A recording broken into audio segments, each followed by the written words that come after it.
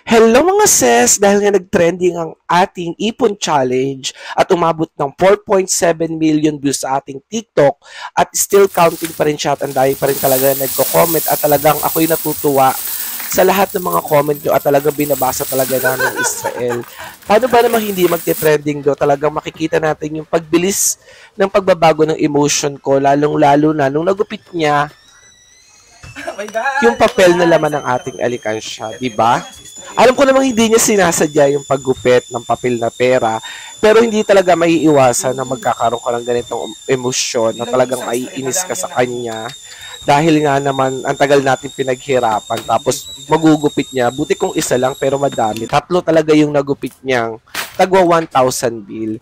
At nakisabay pa talaga yung music o yung tunog ng takure na talagang nagbigay ng intense sa sitwasyon namin habang nagbubukas kami ng alikansya. At nakikita nyo na nga habang binubuksan ko ay nagbago na yung mood ko. Kanina from happy, naging bad trip na talaga ang lola nyo. Talaga namang hindi may iwasan ng ganyan kapag lalong-lalo na kapag pera ang pinag-uusapan, char.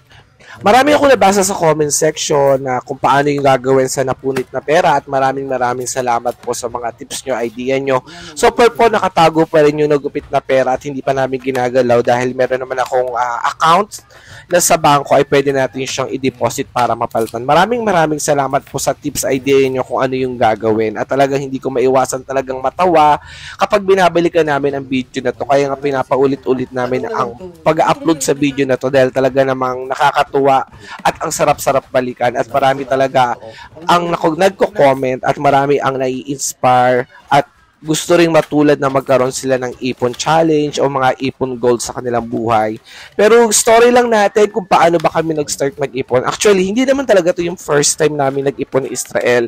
Last year, noong 2022, ay meron din kang inipon at nag-trending din yung aming ipon. Pero nag-ipon kami naman sa Maylata naman. Pero hindi namin siya masyadong napuno kasi nga marami mga pinagkagastusan at kailangan buksan. Pero December din namin siya binuksan.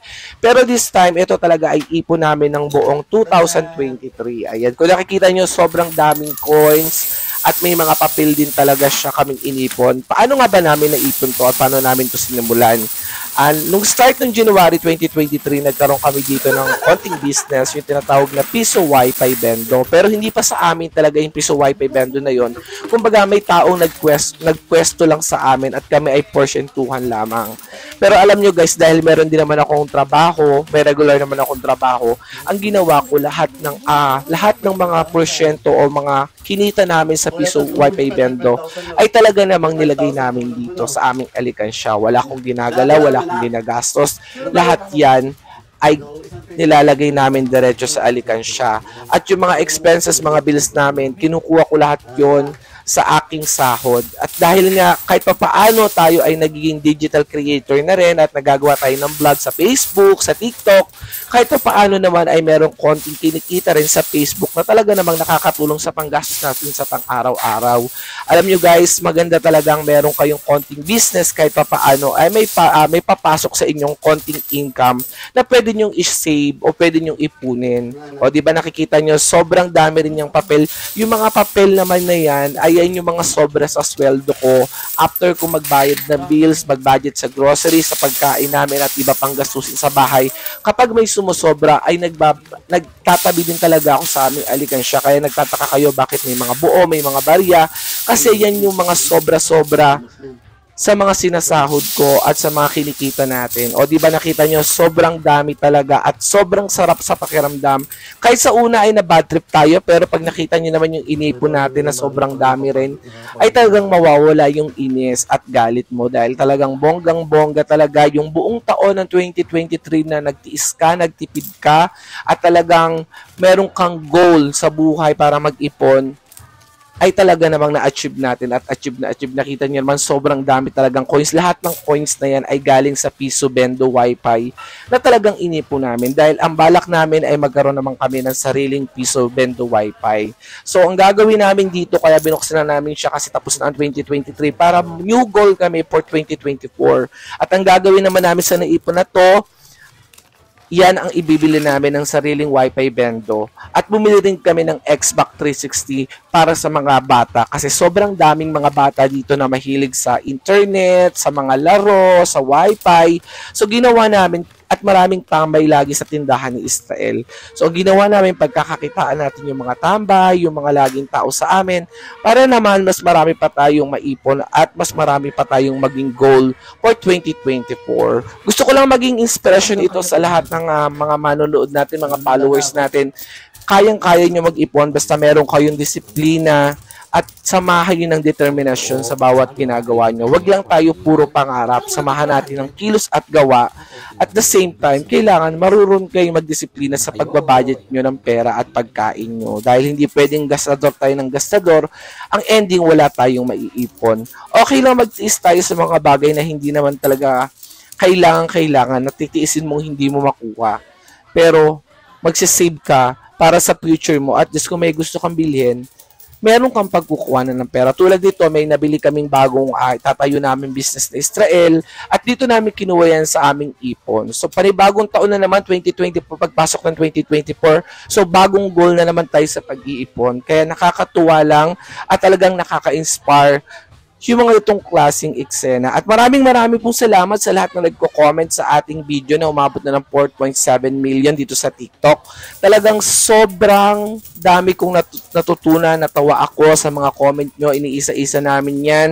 At sobrang dami talaga niya. Maraming salamat po sa inyong lahat. Sana ay meron kayong nakuhang konting tips sa atin kung paano mag-ipon at sana ay ma-inspire kayo sa ginagawa namin ni Israel sa pag-iipon namin ngayong last year 2023. At ngayong 2024, sama-sama tayo mag-ipon at sama-sama tayo pagdating ng December bago mag-end ang 2024, magbukas at mag-reveal ng ating ipon challenge. Huwag na kayong mag-isip, gawin nyo na mag-ipon. Kahit paunti-unti yan, kapag pinagsama-sama nyo yan, ay dadami at dadami yan. At magiging malaking halaga yan. O, diba? At mag-isip din kayo ng mga business na pwede nyong itayo na pagkakakitaan nyo na magiging source of income nyo. At syempre, kailangan meron pa rin talaga tayong trabaho na pinagkukuha na natin sa ating pang-araw-araw at ang ating mga bills monthly kasi hindi na mawawala sa buhay natin yan. Meron talaga tayong bills at gastusin pang araw-araw at buwanan. Dahil bilang nag-i-exist sa mundo, part na talaga natin na ang bills at gastusin. Nasa discarding na lang natin kung paano tayo magtitipid, kung paano tayo magsisave. At talagang malaking bagay talaga kapag na marunong tayo mag-savings, kahit pa paano may madudukot tayo in case of emergency. So, ayun lang, gusto ko lang din na i-reveal sa inyo kung magkano nga ba talaga ang total na naipon namin dahil sobrang daming nagtatanong sa comment section kung magkano ba talaga ang total na naipon namin. Ayan. So, kung nakikita nyo naman yan, abutin yata kami ng 48 years bago namin natapos ang pagbibilang ng coins dahil sobrang dami talaga ng coins natin. Pero alam nyo, inabot ang ating coins. Sa ating coins na umabot na tayo ng 16,000 plus. Yes. So, sa coins pa lang 16,000 na at eto na nga to the rescue na nga kami sa aming mga tropa. Nagpatulong na kami kasi nakakapagod din pala magbilang ng sobrang daming coins at nakakainip. Pero okay naman at masaya din naman talaga siya. At ang inabot din naman natin ang ating 1,000 bill ng 31,000 at yung iba pa nating bill. So kabuuan niyan, umabot din ang total na ipon namin ng 51,600. O diba? Sa loob ng isang taon, nakiipon tayo ng 51,600. Hindi na siya masama at talagang malaking bagay na siya para magtayo at magbukas ng panibagong business na talagang mag-roll at magpapadami pa ng mga ipon natin para ngayon 2024. So maraming salamat. Kung nagustuhan mo, please follow and share.